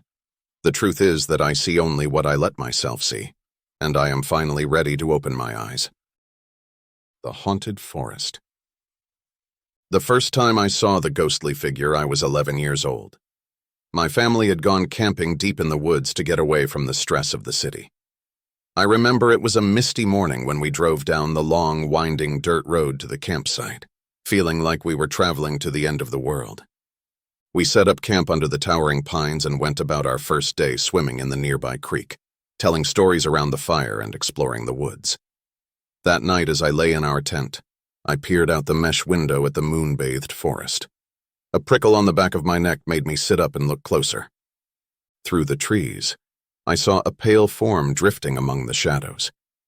It seemed to float silently between the trunks, indistinct but radiating a cold menace. I blinked hard, wondering if I was imagining things. But each time I looked back, that spectral shape lurked closer to our camp. Complete fear gripped me. I shook my dad awake and pointed outside. But by the time he looked, the phantom had disappeared, though the lingering chill in the air told me it had been all too real. Dad sighed, telling me it was just a bad dream.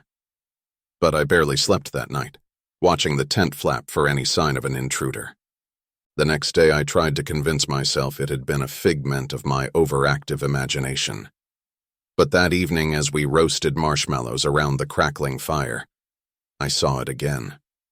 Down the hill, a pale form drifted between the trees, blurry and indistinct but moving with eerie purpose toward us. I gasped audibly and my family followed my frightened gaze. This time, they saw it too.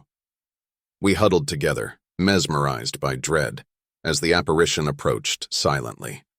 It stopped at the edge of our camp, regarding us with what felt like malevolence. Then it slowly faded back into the gloom between the pines. We wasted no time packing up camp. As we drove away, I looked back to see that dreadful spirit watching our departure. A wordless warning hung in its empty eyes, yet I felt I could almost hear them say in a haunting voice, "Stay out of my forest." In the years after, we returned to those woods again and again on family camping trips. It was so beautiful in the daytime, peaceful and serene. But the ghostly stalker always emerged after dark, creeping closer each night as if to frighten us away. Why would we go back year after year, you ask? Well, my parents couldn't rationalize the yearly hauntings, but refused to give up our trips. They always remained cautiously skeptical of the supernatural. I, however, had no doubt the spirit was real, and its unspoken threats kept me in a state of constant unease in those shadowy woods. By the time I was 16, my fear was tempered with defiance. I was tired of being chased off each time by our spectral sentinel. I wanted to stay through the night and face the lurking entity head-on. Surely it was just trying to scare us off like it did with any outsiders wandering into its domain. When we arrived that year, I convinced my reluctant parents that we were staying put after sunset. They hid their anxiety as the moon rose, knowing I would not be dissuaded. I sat alertly watching the surrounding pines for any sign of movement. When the pale shape drifted into view right on schedule, I forced myself to stand my ground. My heart pounded as it approached our camp, moving with that horrible, unnatural smoothness. It hovered at the edge of the firelight, glowing with a frigid aura I could feel on my skin. Up close, it almost resembled a person, though blurred at the edges like an old photograph. The dark hollows of its eyes warned me away, but I met its stare unflinchingly. After an agonizing pause, it slowly withdrew and faded back into the woods. A rush of adrenaline hit me. I had faced the phantom down. Its power over me was broken. I waited eagerly for its return, ready to confront it again. But it did not emerge for the remainder of our trip. For once, we left the forest on our own terms. Buoyed by teenage arrogance, I could not wait to return to the woods and prove myself against their spectral sentinel once more. I was convinced constant shows of courage would drive it away forever. The next summer, our arrival was met with an air of malevolence unlike any year prior. The surrounding forest was hushed, the animals strangely silent. As soon as night fell, an unnatural fog crept through the trees toward our tents. I tried not to shiver as the temperature dropped unseasonably low. Right on cue, the lurking shape materialized from the mist. But rather than drifting past the edge of our camp as usual, it moved straight toward us. No hesitation, no warning, just a relentless approach. Icy realization pierced my boldness. We had angered this thing by staying last year, and now it wanted revenge. The apparition passed right through our blazing campfire as if it were air. We stumbled back, watching in horror as it came to a stop in the center of camp. It towered over us, at least 7 feet tall, radiating icy wrath. An awful pressure weighed down the atmosphere. Then it opened its mouth, and where a face should have been, there was only a gaping black void. An unearthly howl emanated from that mouth, shattering the silence. The sound wave blasted our hair and clothes as though in a storm wind. We scattered in terror before the onslaught. But no matter how far we ran into the woods, the shriek pursued us. The demon was everywhere at once in that cursed forest. Reality blurred until we couldn't tell which direction led back to camp, which way was out. Exhausted and disoriented, we huddled together in the dark, trying to block out the thing's horrible cries. My pride had brought this punishment upon us, I realized. I had doubted its power, and now we were lost in its domain. Only when dawn broke did the wailing finally cease. In the fresh morning light, we found our campsite again. Without a word, we packed hastily into the car. But just as we started to pull away, I glanced back and saw it standing silently between the trees, watching us flee. A warning hung in its empty stare.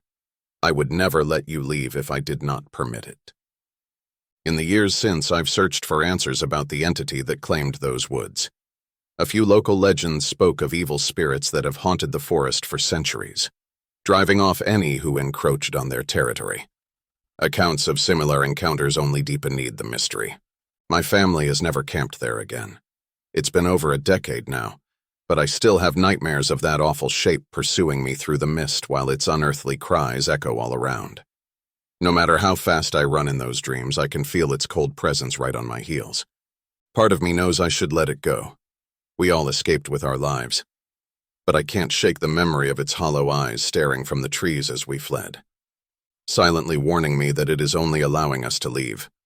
We remain in the forest's thrall, always. I used to believe courage could conquer anything.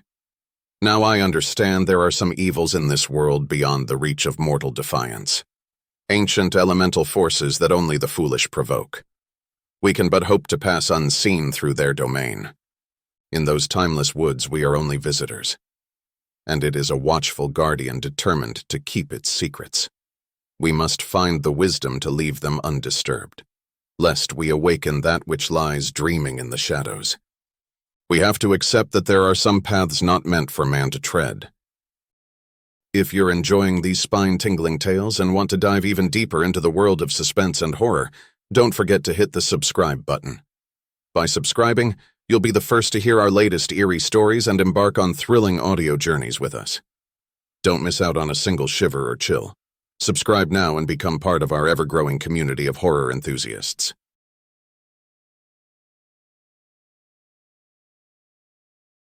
Nightmare in Norway.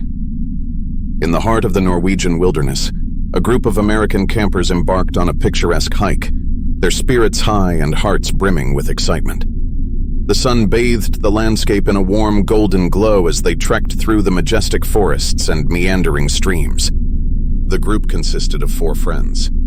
Sarah, an adventurous soul who loved exploring new lands. Jake, her level-headed and caring boyfriend. Megan, an enthusiastic history aficionado. And Mark, the ever-skeptical but good-natured friend. They discovered a secluded, idyllic clearing and decided it was the perfect spot to set up camp. The sun began its descent, painting the sky with vibrant hues of orange and pink, a tranquil backdrop to their laughter and camaraderie. As the night fell and the stars emerged, the group huddled around the crackling fire, sharing stories and toasting to the beauty of the Norwegian landscape. Unbeknownst to them, they had set up camp on an ancient Viking burial ground. Once darkness fully enveloped the clearing, a subtle unease settled in. The air grew colder, and the forest seemed to hold its breath. Strange, indistinct whispers began to pierce the night, and uneasiness spread among the campers. One by one, they retreated to their tents, hoping to find solace in the familiarity of their sleeping bags. As the hours passed, a haunting silence cloaked the clearing, broken only by the rustling leaves and distant howls of nocturnal creatures.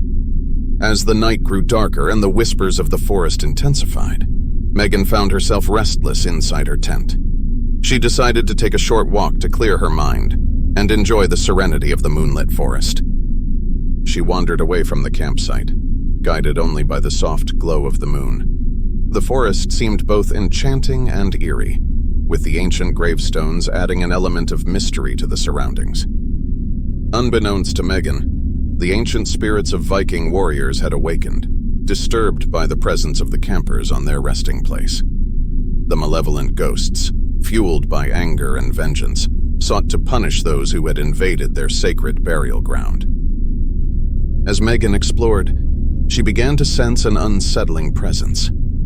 The air grew colder, and the rustling of leaves seemed to take on a sinister tone. Megan turned, her flashlight revealing shadowy figures emerging from the darkness. The vengeful spirits of the Viking warriors. Fear surged through her body, freezing her in place.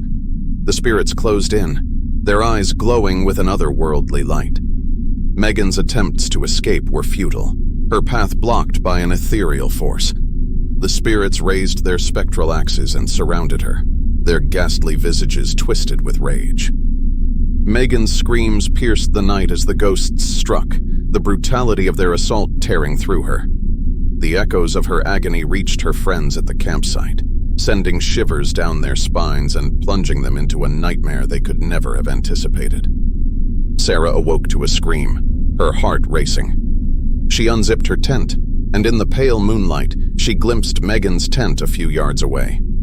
Panic gripped her as she called out for her friend, but no response came. Trembling, she hesitantly approached Megan's tent. Just past Megan's tent, in the opening of a clearing, she found Megan's lifeless body, covered in blood. Jake and Mark were roused from their slumber by Sarah's panicked cries. They rushed out, their flashlights illuminating the eerie scene. Megan's tent stood empty, its flap gently swaying in the breeze. The feeling of dread intensified. They screamed the girls' names, and when they found Sarah standing over Megan's body, they paled with disbelief. They searched the campsite for signs of the murderer, fear gnawing at their hearts. Mark found strange markings on the gravestones, ancient runes faintly glowing in the moonlight. The atmosphere grew thicker with each passing moment. In the dark, the three got separated and walked alone amongst the gravestones. Another scream tore through the night, chilling them to their core. This time, it was Mark's voice. Sarah and Jake raced toward the sound. But it was too late.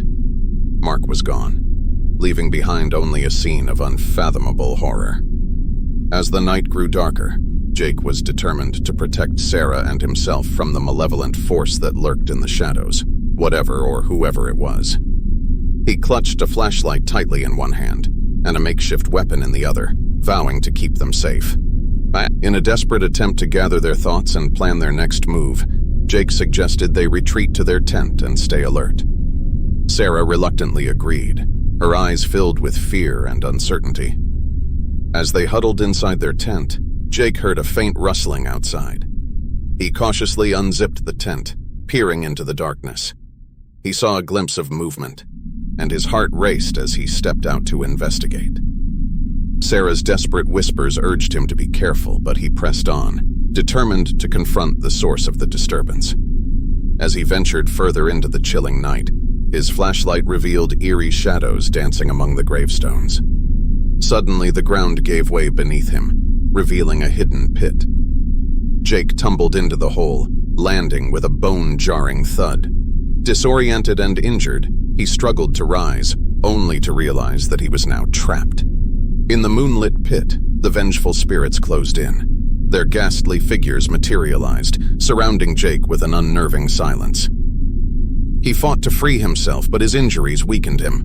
The ghosts advanced, their spectral axes poised for the kill. In a frenzied attempt to escape, Jake desperately clawed at the walls of the pit. But the malevolent spirits were relentless. With a horrifying swiftness they struck, their axes tearing into his flesh. His screams of agony echoed through the forest, a symphony of torment that sent shivers down Sarah's spine. As the spirits vanished, they left behind a scene of unspeakable horror, a once vibrant and hopeful soul reduced to a lifeless husk in the cold, unforgiving depths of the pit. Powerless to save him, Sarah grabbed her flashlight to fight the darkness and ran for her life, her heart pounding with terror. She ran straight into the forest, with no sense of direction other than away from the horrors of the campsite. Suddenly, she stumbled upon a hidden cave and took refuge, tears streaming down her face as she mourned the loss of her friends. The night dragged on, haunted by anguished screams and the gnashing of spectral blades. As dawn broke, Sarah emerged from her hiding place, the sole survivor of the gruesome night. She stumbled out of the forest, her clothes tattered and her spirit shattered. The ordeal had left her scarred, both physically and emotionally. She emerged into the light of day, desperate to escape the clutches of the unforgiving wilderness. She made her way to the nearest town, seeking help and solace. With trembling hands and a voice choked with fear, she recounted the harrowing events of that night to the police. She explained the ancient burial ground, the vengeful spirits, and the brutal murders of her friends. However, as she spoke, skepticism and disbelief clouded the eyes of the police officers. They exchanged glances, and one of them sighed. They had heard many stories, and this one seemed too fantastical to be true. Sarah's pleas for understanding fell on deaf ears. She was taken into custody as the prime suspect in the gruesome murders of her friends. The evidence against her, circumstantial as it was, seemed damning. The strange circumstances and lack of concrete proof left her in a precarious position. During the trial, the prosecution argued that Sarah's account was a desperate attempt to escape justice for her heinous crimes. The defense fought hard, trying to convince the jury that the real culprits were vengeful Viking spirits. But in the eyes of the law and society, Sarah's story was too outlandish to be believed. The jury found her guilty of the murders of her friends.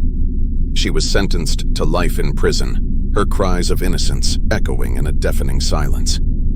In the confines of her cell, Sarah replayed the events in her mind, tormented by the memories and the knowledge that she would forever be branded a murderer. The horrors of that night haunted her every waking moment, leaving her with the chilling realization that justice had eluded her, and the true malevolent force behind the murders remained at large. Though she had escaped with her life, she would forever be haunted by the night when the ancient Viking burial ground claimed the souls of her friends, a tale she would carry to her grave.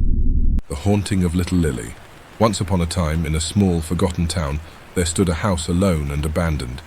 Its crumbling walls held a dark secret, one whispered by the town's fearful residents. The house was said to be haunted by the spirit of a little girl named Lily, who met a tragic fate at the tender age of 8. On a stormy night, a group of adventurous friends seeking thrills and excitement gathered courage to unravel the mysteries within the forsaken abode. Among them was Sarah, a brave soul yearning to uncover the truth about the ghostly legend. As Sarah crossed the threshold into the house, the air turned cold and heavy, laden with the scent of dampness and decay. Flickering candlelight cast eerie shadows on the peeling walls, and the house seemed to come alive with groans and whispers, as if it were sharing its darkest secrets. Sarah left her friends in the kitchen area, hoping they would find some food. She explored the creaking hallways with caution, her heart beating like a drum in the silence. Suddenly, a faint giggle echoed through the corridor, freezing her in her tracks. There, in the dim light, she saw the silhouette of a little girl with long, unkempt hair and a tattered dress, the unmistakable figure of Lily. Lily's laughter echoed through the halls, sending shivers down Sarah's spine. Compelled by a strange force, she followed the ghostly apparition, drawn deeper into the depths of the house. The trail led Sarah to the old nursery, where Lily once played. Toys lay scattered, frozen in time.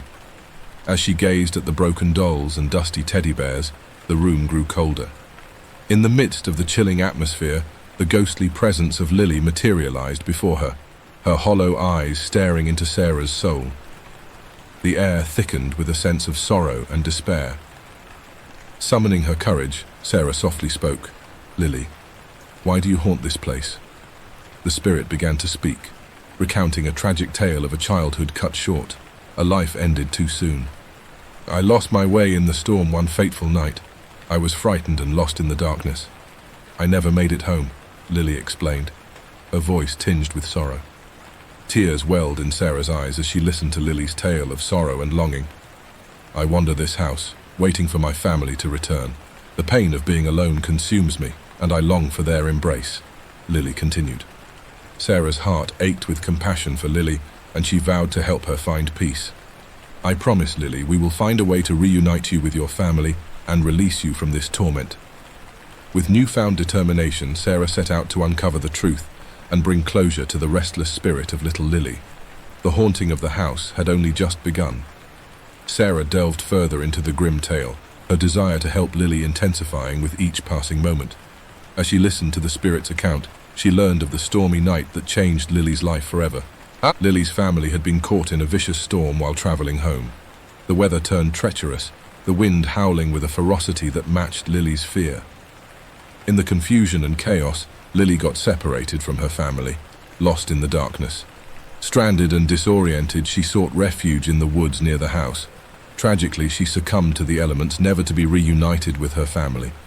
Lily's spirit clung to the house, unable to move on, eternally yearning for the warmth of her family's love. Sarah felt an overwhelming mix of sorrow, compassion, and determination to help Lily find peace and closure. With a sense of purpose, Sarah decided to uncover the truth of what happened to Lily's family after she disappeared and help Lily's spirit move on. She sought out the town's archives and found records of Lily's disappearance, confirming the tragic events Lily had recounted. Armed with this knowledge, she searched for any living relatives of Lily's family, hoping to reunite them with the lost spirit. Sarah's investigation led her to Lily's uncle, the sole surviving family member. He was haunted by the memory of that dreadful night and felt an inexplicable emptiness in his heart, not knowing what had happened to Lily. When Sarah approached him with the truth, he was moved to tears, finally finding closure after years of uncertainty. Determined to release Lily's spirit, Sarah, Lily's uncle, and a local priest gathered at the haunted house. They performed a ritual to help Lily cross over to the afterlife, giving her the love and comfort she had yearned for all those years. As the ritual concluded, a peaceful expression washed over Lily's face, and her translucent form began to glow with a soft light. She whispered her gratitude and farewells, finally at peace. The atmosphere in the house shifted, the darkness and gloom lifted, replaced by a sense of tranquility. Lily's uncle, now with a sense of closure and relief, expressed his gratitude to Sarah. The house, once a symbol of fear and sorrow, now stood as a testament to hope and redemption. Years later, the house was renovated and transformed into a shelter for orphaned children. Lily's spirit was never seen again, but her story lived on as a cautionary tale, a reminder to cherish the love of family and the importance of finding closure for those who wander lost even in the afterlife. And so the haunting of little Lily came to an end, leaving behind a story that touched the hearts of all who heard it, a tale of love, loss, and the power of compassion to bring peace to a tormented soul.